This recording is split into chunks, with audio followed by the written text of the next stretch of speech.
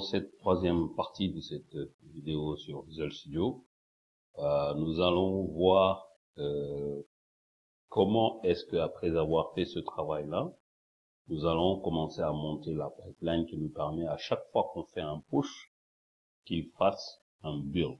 Donc, continuous integration.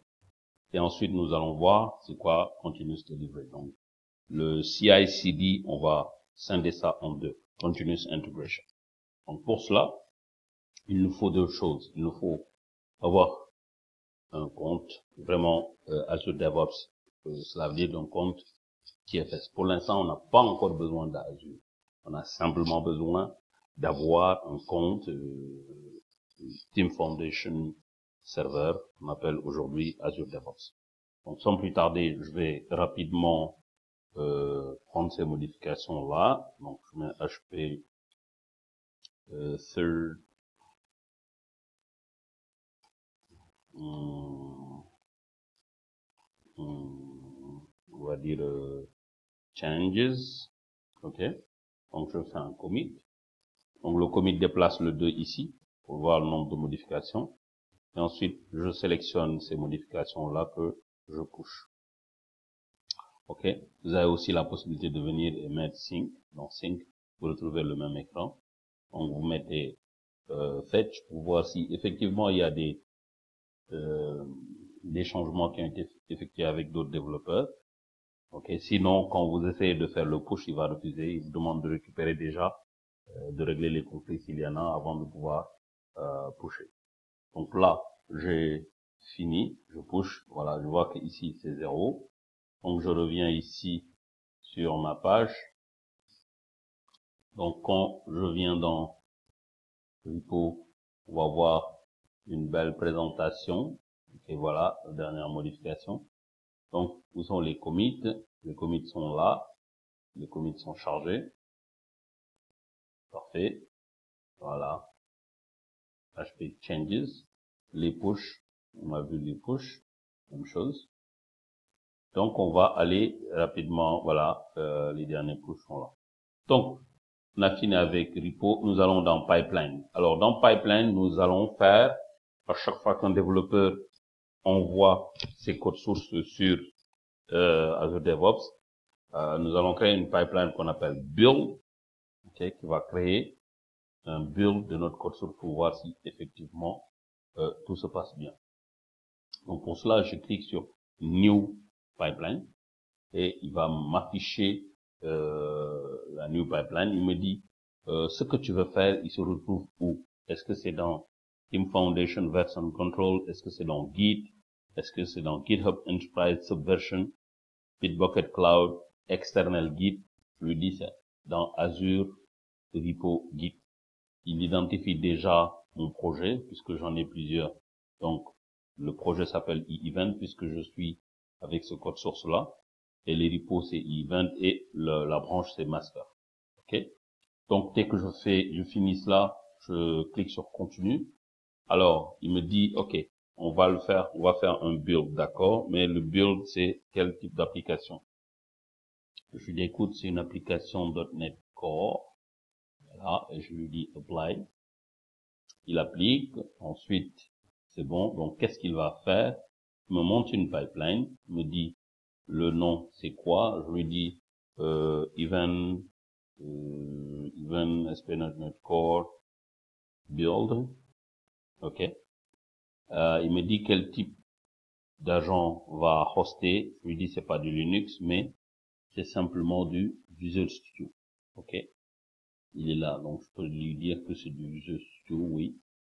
Ensuite, ça c'est des paramètres que je touche pas. Ok. Donc ça c'est bon. Agents, les agents sont là. Restore, donc qu'est-ce qu'il va faire? Il va restaurer les packages, faire le build, faire le test, faire la publication, ok, et gérer l'artefact. Donc tout est déjà préconfiguré. Donc si j'ai fini, je lui dis save and queue. Alors quand je lui dis save and queue, il me dit c'est quel agent? Je lui dis Visual Studio 2017, oui, ok. Le commit, j'ai pas de, je peux relier ce build là à un commit. On va voir ça. C'est-à-dire que ici, je donne simplement le numéro de commit et je lui dis save and queue. Très bien. Donc, il va commencer, vous allez voir, la magie de Azure. Azure va aller compiler mon application, faire le build, préparer tout pour le déploiement, un déploiement final. Donc, pour l'instant, on fait pas le déploiement, mais on fait simplement la build. Donc, vous allez voir, voilà, très bien. Première initialisation de l'agent, donc initialisation du job. Là, il fait un checkout, ok, il fait un checkout de notre code source. Ensuite, il est en train de restaurer. Le checkout est bon, il fait restore. Donc, quand vous démarrez un projet, il y a des packages qui sont là-bas, des NuGet packages. Ce sont ces NuGet packages-là, au niveau du serveur qui va héberger cette application-là, on va restaurer les NuGet. Donc, peut-être que vous avez installé des NuGet packages, etc., des petites fonctions. Donc, c'est ici qu'il va faire la restauration. La restauration est bien. Il est en train de faire le build de notre projet. OK. Donc, il fait le build. Donc, on va regarder. Il va faire le build. Et vous allez voir, il a fait le build, le publish, et tout est nickel. Il me dit qu'il y a cancel warning. Et le warning, quand vous cliquez dessus, le warning, c'est quoi? Matching the specified pattern were not found. Donc, c'est pas très grave. Donc, on peut se passer de cela pour l'instant. Mais si on a un code propre, on va faire de telle sorte qu'il n'y ait pas un warning. Donc voilà, le build a été fait. Et ensuite, on m'envoie un email. Je vais vous montrer l'email rapidement. Alors, tac. Donc, je vais prendre l'email. Et voilà le mail qui s'affiche. Even ASP.NET Core Build. Donc, result. On peut cliquer ici pour avoir plus de détails sur le résultat. Build pipeline. C'est bon. Donc, voilà. Donc là, c'est bon. Donc, nous allons ouvrir notre application. On va encore faire des modifications pour voir ce que ça va donner. Donc, l'application ouverte. Donc, je vais montrer un peu l'utilité de ce type d'application. Donc, je vais monter la pipeline ici. Donc, je vais mettre pipeline et je vais modifier mon code ici. OK? Donc, ici, par exemple, voilà, nous avons les historiques, donc tout ce qui est analytique. Et vous allez voir à chaque fois que je vais pusher, il y aura une modification qui sera en attente. OK.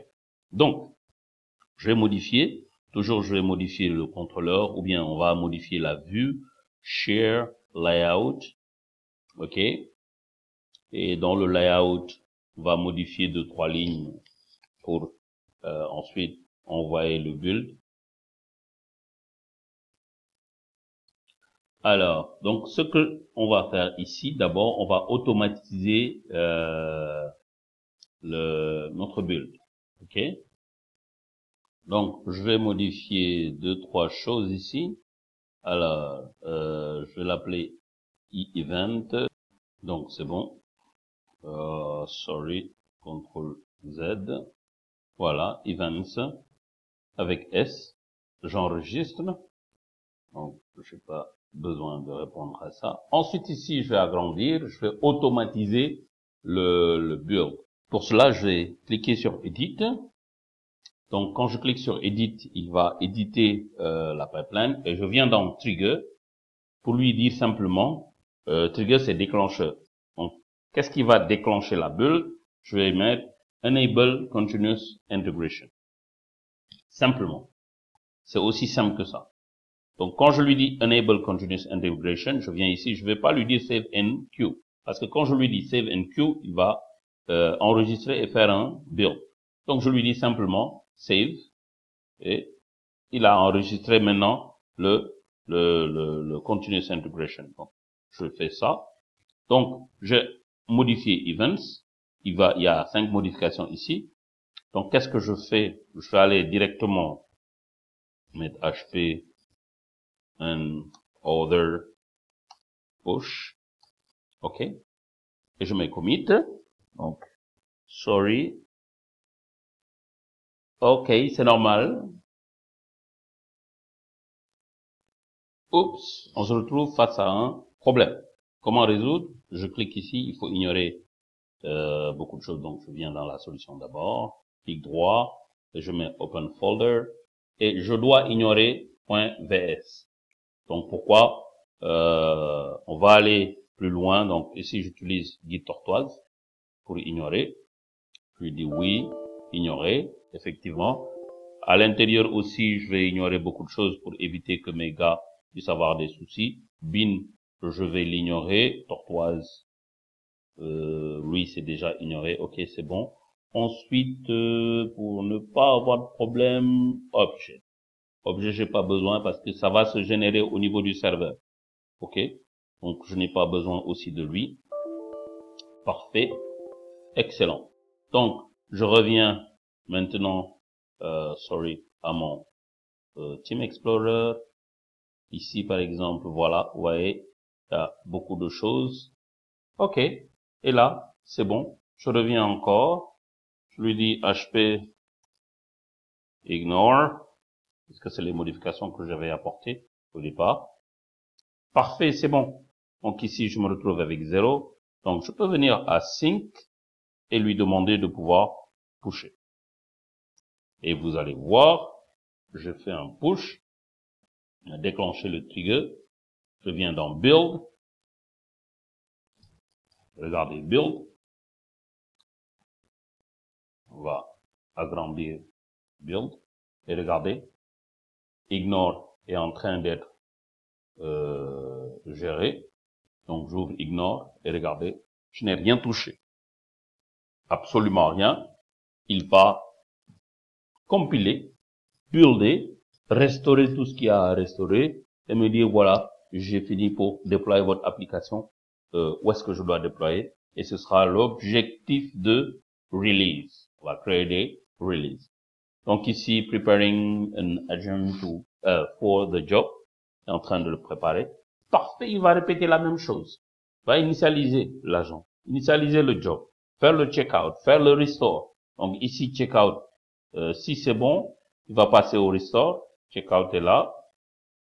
Il fait le checkout. Voilà. Checkout succeeded. Restore. Il va faire le restore. Ensuite, le build, le test. Donc, restore. Il est en train de voir s'il y a des choses à restaurer. Parfait. Il a restauré, succeeded. Il fait le build. On voit s'il y a des erreurs. S'il y a des erreurs, il va nous dire, écoutez, monsieur, ce que vous avez fait, c'est pas bien. Le build ne peut pas passer. C'est parfait. Ensuite, il fait le test. Sinon, on avait des tests unitaires, il allait exécuter les tests unitaires. Il fait le publish. Ensuite, il me crée mon artefact. Il fait un post-job checkout. Voilà. Il publie mon artefact. C'est ce que je vais utiliser pour déployer. OK. Et voilà. Toujours le même warning. Et je vais avoir un autre mail. Voilà. Qui est là. Donc, je vais rafraîchir. À chaque fois qu'il fait un nouveau build, il va nous envoyer un mail pour nous dire qu'un nouveau build a été fait. Il envoie à l'équipe, il envoie à l'administrateur. Donc, dans la dernière partie, nous allons rapidement voir comment prendre tout ça là et déployer ça automatique pour monter complètement la pipeline Continuous Integration qu'on vient de faire et Continuous Delivery.